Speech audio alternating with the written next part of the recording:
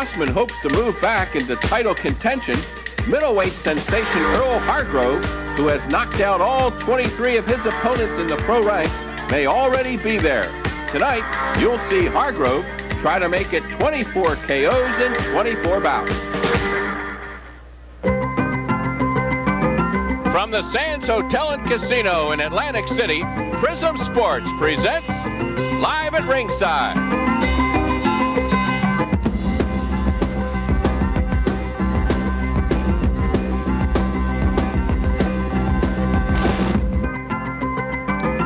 In a light heavyweight bout, Mike Rossman meets Robert White. And in a junior middleweight bout, undefeated Earl Hargrove meets Darryl Penn.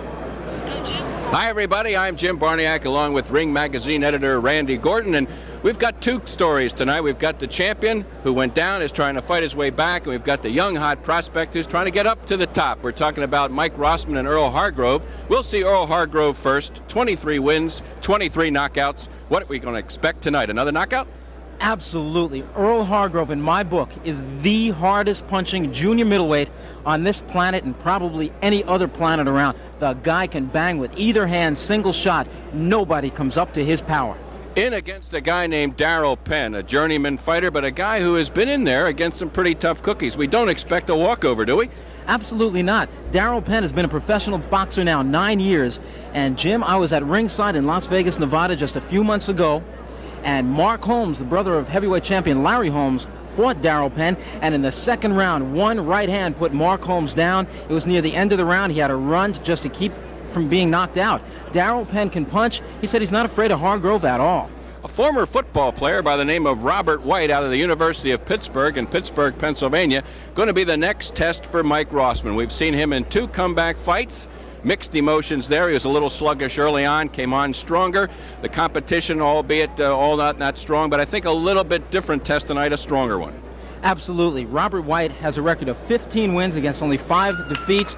He is a strong fighter, a well-conditioned fighter, and he's the kind of guy who's going to give Rossman problems. He's got good legs, he can move, he can punch with both hands, he's got a pretty decent chin, and I think this is definitely the biggest test of Rossman's comeback, no question about it. The big thing about Robert White that really surprised me, he's not at all in awe of Rossman. He wants the action to start right away. In awe. He thinks that Rossman should be in awe of him, and he said, I came here tonight not to survive, not to get a payday, but I came here tonight to beat Mike Rossman. All right, the comeback of Mike Rossman continues. The surge to the top for Earl Hargrove continues as well, and we'll be back with it all right after this.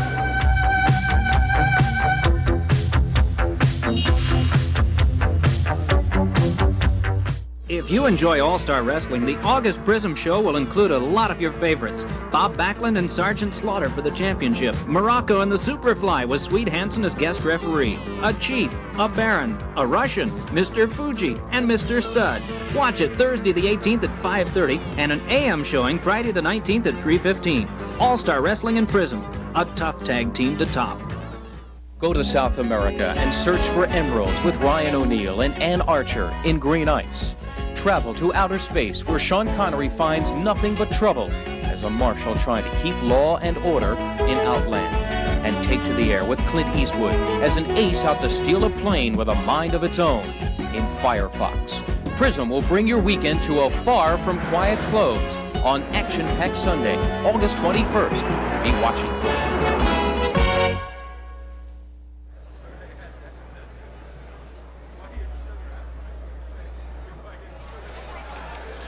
All right, getting set here, first of all, with junior middleweights, Earl Hargrove from Philadelphia, 22 fights, 22 knockouts, and he takes on Darryl Penn from Portland, Oregon, 29, 25-1, and we'll be going up to Ed Darien to introduce this junior middleweight bout.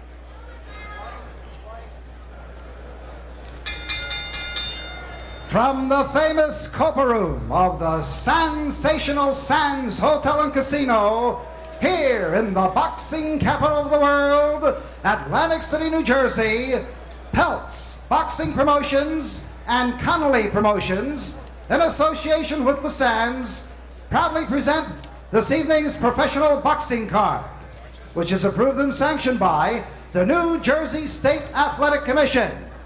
The former heavyweight champion of the world, the Honorable Jersey Joe Walcott Commissioner.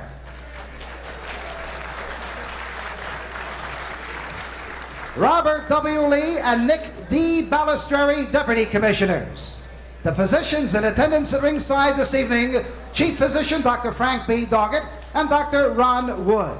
The judges, Robert Kimbrough, Harold Letterman, and Tommy Kazmarek. The timekeeper to bell is Roy Johnson. Counting for the knockdown seconds, alternate referee Teddy Pick. In the ring at this time, the man in charge of the scheduled 10-round middleweight bout, referee Vinny Rainoni. And now, boxing fans, introducing the principals. First, in the blue corner, wearing the blue trunks with the white trim, he weighed in at an even 152 pounds. This gentleman hails all the way from Portland, Oregon. Ladies and gentlemen, let's welcome Darryl Little Train Penn.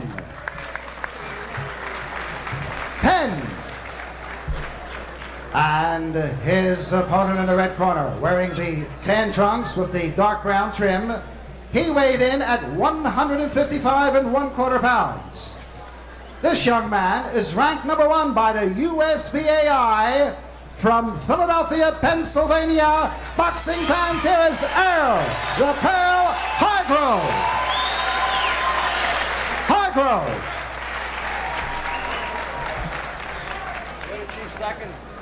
Go to Chief second. Vinny Rainoni, the official in this bout, and we'll listen to him. Back, break clean, resume boxing. If there's a knockdown, I'll put you in the furthest neutral corner. Remain there. Don't come out, even if I count to 8. Don't come out till I call you. You understand that? You understand that? 3 knockdown rule is waived. It'll be my discretion to let the fight continue or not. If you go down at the end of the round, other than the last round, the count will continue. You got to get back to your corner unaided. Seconds will not help them back to their corners. You understand? Shake hands and good luck. Earl Hargrove will be in the beige trunks with the brown trim, the blue trunks and white stripe belonging to Darryl Penn out of Portland, Oregon. Hargrove is as exciting a fighter as there is in the middleweight division right now, coming off a great bout which was seen on national television, and probably his toughest bout, in which he went 9 rounds before knocking out Don King. But what a slugfest that was, and all of Hargrove's fights have been slugfests, at least while they last, and most of them have not lasted very long. Hargrove can hit hard no matter what he throws. The jab, the hook, the uppercuts, the cross. If he misses you, sometimes he hurts you. He is in the beige trunks with the brown trunks. He's come along comparatively slowly in terms of how middleweights have progressed in Philadelphia. A lot of fighters, when they get up into the 20s, 25 bout range, are already in the top 10 and taking on big name opponents. Hargrove has come much slower than that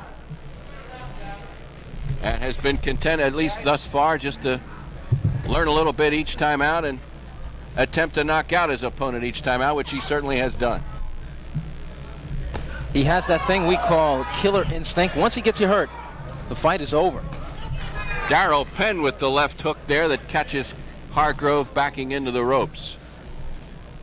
But incredibly, last May 22nd, when he stopped Don King in the 9th round, he floored King in the 1st round. The fight looked over, and I don't know to this day how King got out of it. I've watched the tapes of the fight. He somehow survived 8 more rounds of a beating. But he gave just as much as he took to Hargrove, which showed us a lot about Earl.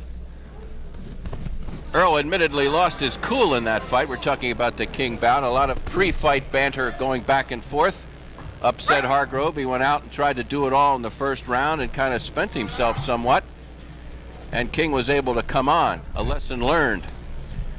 I know a irate George Benton was all over Hargrove as that fight progressed. Benton, one of the cornermen and tacticians for Earl Hargrove. 1st round here as Hargrove is backed up by Darryl Penn. Well, there's a hurricane growing down in the Gulf of Mexico now, Hurricane Alicia, and sometimes that's how Earl Hargrove starts off, and this is the first time that he hasn't started like a hurricane hitting shore. He is relaxed, he's picking off shots, he's thinking defense, and I've never seen Hargrove like this before. Darryl Penn turned pro back in August of 1975. Hargrove, by contrast, started in this professional business in November of '79. Big right hand, about 6 inches short of the mark by Hargrove. Hargrove now flicking that left jab out, and he certainly caught Darryl Penn's attention with one of those jabs. There's a right hand that catches Penn, and Penn wants to trade punches. Hey, that's a mistake. Well, that jab is something that Hargrove should throw a lot more of. The first round all over here for Earl Hargrove, who threw some rights and lefts toward the end of that round, and Darryl Penn was content to hang in there and take them. Let's see how the two fighters measure up here as we watch the tail of the tape. Well, they're very close in age, and of course their weight, these are junior middleweights fights. Darryl Penn has had a lot more fights, and he fought a lot of guys when he was out of shape, last minute notice. So let's throw away the record for tonight. The KOs, of course, Darryl Penn has the one big right hand. Hargrove has the two best hands, I think, in the junior middleweight division. You'll get to him, you understand? Hold him out, please. The cut's not bad. You got a slight cut, so don't worry about it. Percy Richardson, the man with the towel from Trenton, New Jersey, long-time fight corner man. George Benton, you see leading in to the right. One of the great middleweights to come out of Philadelphia, in a town that has produced literally tons of top-flight middleweight fighters. And George Benton now very actively applying the skills of the trade to many, many fighters. Well, somewhere in that first round, I don't know what hit Hargrove to do it, but on his right eye, he's already got a small cut. He got cut severely in the Don King fight, I believe, over both. There's a right hand that staggers and drops Darryl Penn. One punch. There it is, that power I was talking about. Anybody he hits on the chin is gonna go down. Not quite 30 seconds into this second round, and a serpent-like right hand by Earl Hargrove staggers, stuns, and drops Darryl Penn. Penn complaining about something there. Hargrove touches gloves. There's a left jab that he claims he's getting thumbed. All right, we're going to have a stoppage here momentarily. The left jab by Hargrove landing right on the forehead, and Darryl Penn still complaining now, holding his left eye, saying, hey, I got thumbed in the eye. Hargrove went down to one knee. I've never seen that before. There's a left-right that staggers and drops Penn again. Kind of a delayed action fall by Darryl Penn. He bounces right back up, but he appears as though he's one or two punches away from being out of this one completely. Hargrove very patiently trying to make the final one count. You just said the word, patiently. When a fighter has another man hurt, go after him, but be cool about it.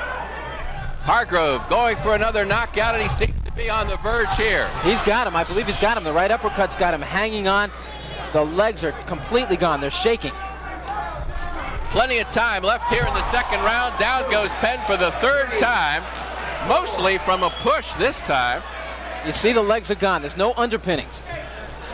Referee Vinny Ranoni looking into the eyes of Darryl Penn. Penn says, I'm okay. Let's see. He's been down 3 times already. Left, right, there's number 4, and it's over. Darryl Penn saying, I'm all right, but it's very clear to us that he could not defend himself. He had lost his legs, as Randy Gordon points out. And a disgusted Darryl Penn goes back to his corner. With 1:25 left here in the second round, Earl Hargrove scores knockout number 23. You'll see the punch that started it all right here. Watch. A straight right hand behind the left kind of a glancing blow. Now we have a succession of knockdowns, and there's number 2.